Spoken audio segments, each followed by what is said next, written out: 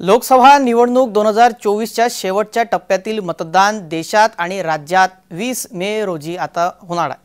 प्रचारासाठी काहीच दिवस आता शिल्लक राहिलेले आहेत। त्या तिसऱ्या टप्प्यातील मतदान होणार आहे आणि 6 मे रोजी अर्ज मागे घेण्याची शेवटची तारीख होती। जेव्हा उमेदवारी जाहीर झाली त्यासोबतच आपल्याला नेत्यांचं नाराजी नाट्य सुद्धा पाहायला मिळालं। एकाला उमेदवारी आणि दुसरा नाराज अशी परिस्थिती प्रत्येक निवडणुकीबाबत आपल्याला उमेदवारीबाबत पाहायला मिळते आणि यंदाही तेच झालं। काही नाराज नेत्यांनी आपल्या बंडाचा पवित्रा घेत अपक्ष उमेदवारी अर्ज देखील भरले। त्यानंतर काहींची नाराजी पक्षश्रेष्ठींशी बोलून काही भविष्याची आश्वासनं मिळवून दूर झाली, तर काही उमेदवार आपल्या अपक्ष उमेदवारीवर ठाम आहेत।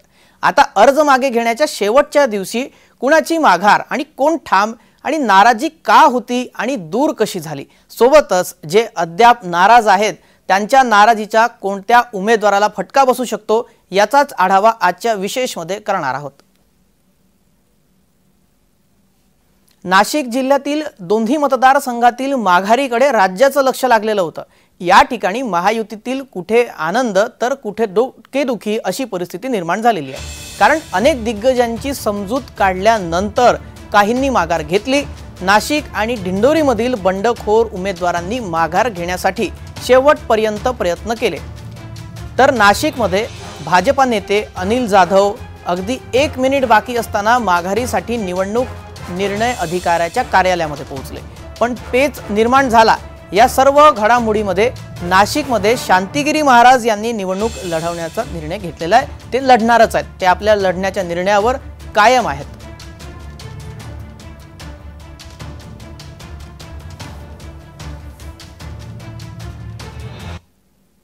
दरम्यान नाशिक आणि दिंडोरीमध्ये 5 अपक्ष उमेदवार आहेत, काही पक्षातले काही अपक्ष, ज्यांनी माघार घेतलेली आहे, आपली भूमिका बदलली, आधी बंडखोरी केली त्यानंतर थंड झाले।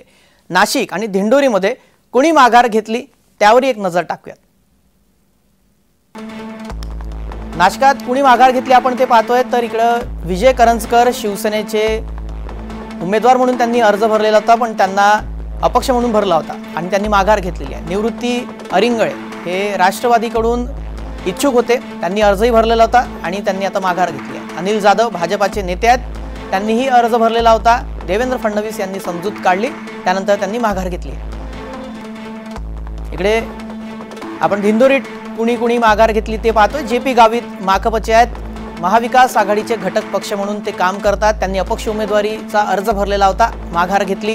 त्यानंतर हरिश्चंद्र चव्हाण भाजपाचे माजी खासदार आहेत, भाजपाचे नेते आहेत।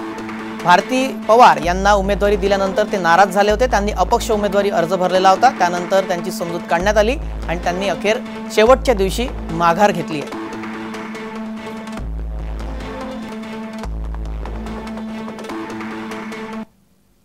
नाशिक लोकसभा मतदारसंघाच्या निवडणुकीसाठी उमेदवारी अर्ज मागे घेण्याचा सोमवारी अखेरचा दिवस होता।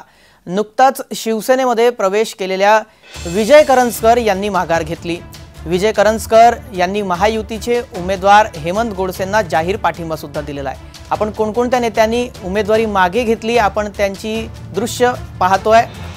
दिंडोरीमध्ये दोघांनी माघार घेतली, तर इकडे नाशिकात 3 उमेदवार आहेत ज्यांनी माघार घेतलेली आहे। जेपी गावित, हरिश्चंद्र चव्हाण हे दिंडोरीतले उमेदवार आहेत ज्यांनी अपक्ष उमेदवार म्हणून अर्ज भरलेला होता आणि अखेर त्यांनी आपली माघार घेतलेली आहे। शेवटचा दिवस होता, त्या शेवटच्या दिवशी त्यांनी अखेरच्या क्षणी का असोना उमेदवारी आपली मागे घेतलेली आहे। आपण दिंडोरीतलं दृश्य पाहिलं, त्यानंतर नाशिकात 3 अपक्ष उमेदवारांनी त्यांचं बंड थंड केलेलं आहे। विजय करंजकर हे शिवबाठाचे उमेदवार होते, त्यांना तिथून उमेदवारी नाही मिळाली तर ते अपक्ष लढायला गेले। त्यानंतर शिवसेनेत प्रवेश केला आणि आपला अपक्ष अर्ज मागे घेतला। त्यानंतर अनिल जाधव भाजपाचे नेते, देवेंद्र फडणवीस यांनी त्यांची समजूत काढली। त्यानंतर हेमंत गोडसे हे स्वतः त्यांच्यासोबत कार्यालयात पोहोचले आणि त्यांनी आपला उमेदवारीचा अर्ज मागे घेतला।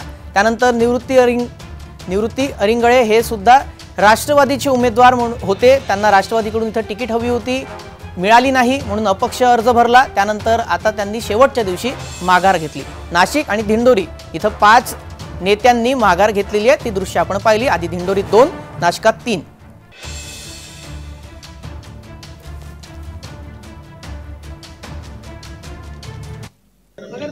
खरं तर अनिल जाधव हे भाजपचे पदाधिकारी आहेत अतिशय उत्कृष्ट असं काम, सामाजिक काम त्यांचं आहे।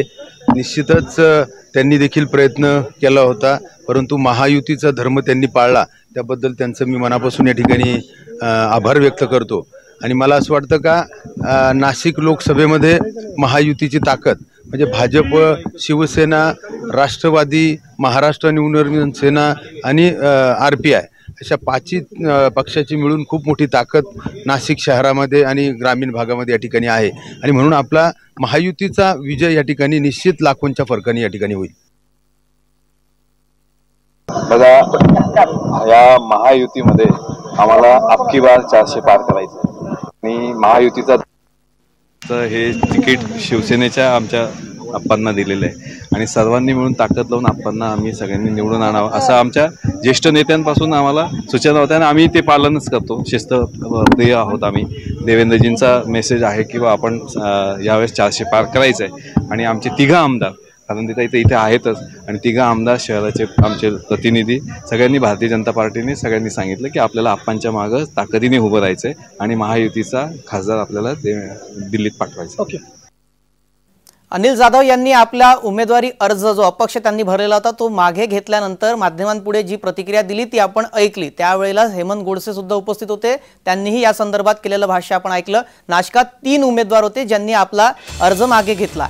करंजकर, त्यानंतर अनिल जाधव आणि अरिंगळे यांनी आपला उमेदवारी अर्ज अपक्ष म्हणून जो भरलेला होता तो मागे घेतला। या घडामोडींबाबत नाशकातल्या ज्या माघारीच्या ज्या सर्व घडामोडी घडल्या त्यावर आमचे प्रतिनिधी किरण गोटूर अधिक माहिती देतात, पाहूयात। आज अर्ज भरण्याच्या अखेरच्या दिवशी देखील नाशिक लोकसभा मतदारसंघात काही नाट्यमय घडामोडी घडल्याचं आपल्याला बघायला मिळालं। महायुतीमधले 2 जे नेते होते, एक राष्ट्रवादी काँग्रेसचे निवृत्ती जे अरिंगळे आणि भाजपचे अनिल जाधव यांनी जे आहे बंडखोरी करत आपली हे उमेदवारी अर्ज दाखल केलेला होता, पण अखेरच्या दिवशी पक्षश्रेष्ठींना या दोघांनाही समजवण्यामध्ये जे आहे यश आलेलं आहे।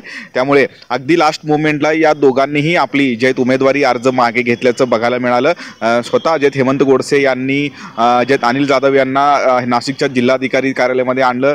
जवळपास 3ला अगदी 1-2 मिनिटात कमी असताना खरं तर यांनी येऊन आपली जे उमेदवारी अर्ज मागे घेतल्याचं बघायला मिळालं आणि त्याच पद्धतीने राष्ट्रवादी काँग्रेसकडनं सुद्धा निवृत्ती अरिंगळे यांनी आपली उमेदवारी अर्ज दाखल केलेला होता, पण जे अजितदादा यांच्या आदेशाने त्यांनी सुद्धा आपले जे उमेदवारी अर्ज मागे घेतलेला आहे। आणि त्याच पद्धतीने विजय करंजकर यांनी शिवसेना उद्धव ठाकरे गटातून बंडखोरी करत आपली उमेदवारी अर्ज दाखल केलेला होता, पण काल अचानक त्यांचा रात्री जो आहे तो शिवसेना एकनाथ शिंदे गटात प्रवेश झाला आणि त्यानंतर त्यांनी आपली ही जी उमेदवारी आज मागे घेत जे हेमंत गोडसे खरं तर यांना पाठिंबा देत गोडसेंना निवडून आणणारच अशा पद्धतीची भूमिका घेतलेली आहे।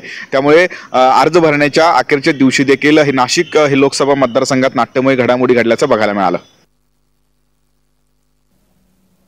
नाशिक सोबत दिंडोरीमध्ये सुद्धा 2 उमेदवार होते ज्यांनी आपला अर्ज मागे घेतला। दिंडोरी लोकसभा मतदारसंघात भाजपाकडून डॉक्टर भारती पवार यांना उमेदवारी देण्यात आलेली आहे, तर राष्ट्रवादी शरद पवार गटाकडून भास्कर भगरे यांना निवडणुकीच्या रिंगणात उतरवण्यात आलेला आहे। मात्र माकपला दिंडोरीची जागा सोडावी, अन्यथा शरद पवार गटाच्या उमेदवाराला पाडणारच असा इशारा देत माकपचे माजी आमदार JP गावित यांनी उमेदवारी अर्ज दाखल केला होता। यामुळे महायुतीची डोकेदुखी वाढली होती। आता JP गावित यांनी दिंडोरी लोकसभेतून आपली माघार घेतली आहे, तसेच शरद पवार यांचे उमेदवार भास्कर भगरे यांना पाठिंबा जाहीर केला। दरम्यान दिंडोरी मतदारसंघात भाजपला मोठा दिलासा मिळालेला आहे। इथून अपक्ष उमेदवार म्हणून अर्ज दाखल करणारे माजी खासदार हरिश्चंद्र चव्हाण यांनी सुद्धा माघार घेतली आहे। हरिश्चंद्र चव्हाण यांनी उमेदवारी अर्ज मागे घ्यावा म्हणून भाजपाकडून सातत्यानं प्रयत्न सुरू होते। शेवटी अखेरच्या क्षणी या प्रयत्नांना यश आल्याचं दिसलंय।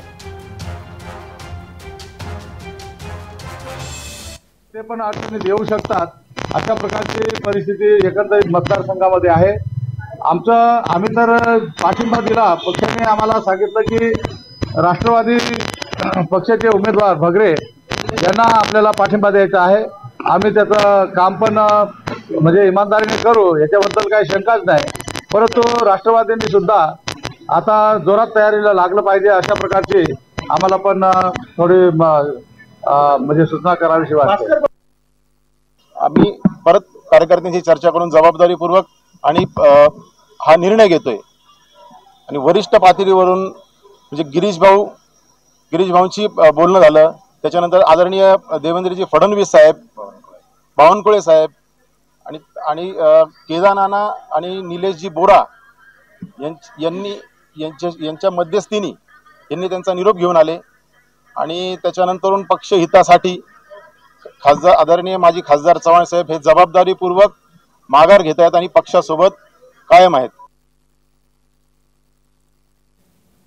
दिंडोरी लोकसभा मतदारसंघामध्ये 2 उमेदवारांनी आपला अर्ज मागे घेतला. आता ते निवडणूक लढवणार नाही आहेत. दिंडोरीमधल्या ज्या राजकीय घडामोडी घडल्या त्याबाबत दिंडोरीतून आमचे प्रतिनिधी या संदर्भात अधिक माहिती देत आहेत. पाहूया.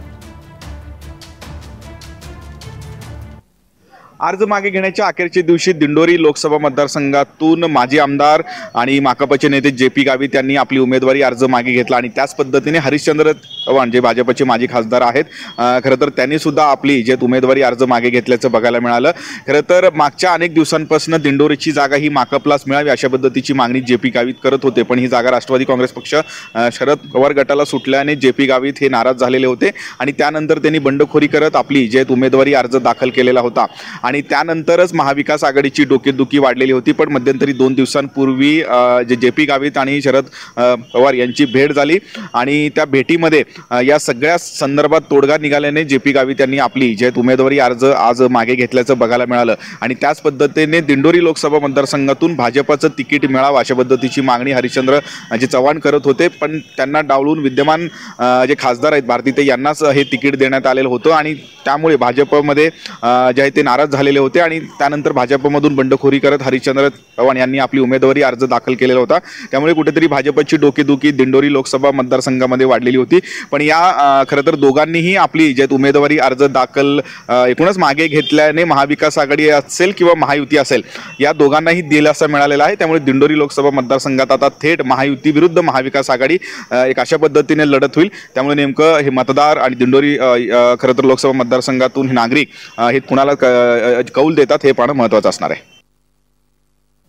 महायुती असो किंवा महाविकास आघाडी असो, नाशकामध्ये 5 उमेदवारांचं मन वळवण्यामध्ये दोन्ही घटकांना यश आल्याचं दिसतंय. मात्र इकडे शांतिगिरी महाराज हे आपल्या निर्णयावर ठाम आहेत. त्यांनी अपक्ष अर्ज भरलेला आहे आणि ते यंदा नाशकातून निवडणूक लढवणार आहे. त्यामुळे महायुतीची डोकेदुखी वाढणार आहे, कारण त्यांनी आपला निर्णय कायम ठेवण्याचा विचार जो केलेला आहे, भूमिकेवर ते ठाम राहणार आहे. ते तिथून लढवणारच आहे. कोणत्याही परिस्थितीत माघार घेणार नाही असं त्यांनी यापूर्वी स्पष्ट केलं होतं.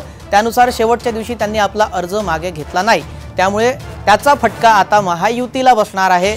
महायुतीकडून लोकसभा निवडणूक लढवण्यास उत्सुक असलेले ते शांतिगिरी महाराज यांना अखेर महायुतीकडून तिकीट मिळालं नाही. इथं जागा शिवसेनेला सुटली आणि शिवसेनेच्या वतीनं हेमंत गोडसे इथं उमेदवार आहेत. आता शांतिगिरी महाराज हे अपक्ष इथून लढणार. त्याचा फटका कुणाला बसणार, कितपत बसणार हे येत्या काळात स्पष्ट होणार.